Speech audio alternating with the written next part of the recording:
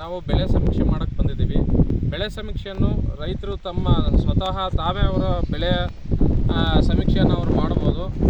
ಏನು ಮಾಡಬೇಕಂದ್ರೆ ಪ್ಲೇಸ್ಟೋರ್ಗೆ ಹೋಗ್ಬಿಟ್ಟು ಪ್ಲೇಸ್ಟೋರಲ್ಲಿ ರೈತರ ಬೆಳೆ ಸಮೀಕ್ಷೆ ಫಾರ್ಮರ್ ಕ್ರಾಪ್ ಸರ್ವೆ 2024-25 ಅಂತ ಹೊಡೆದ್ರೆ ಅದು ಡೌನ್ಲೋಡ್ ಆಗುತ್ತೆ. ಅದನ್ನು ಡೌನ್ಲೋಡ್ ಮಾಡ್ಕೊಂಡು ತಮ್ಮ ಆಧಾರ್ ನಂಬರ್ನ ನಮೂದನೆ ಮಾಡಿ OTP ಬರುತ್ತೆ.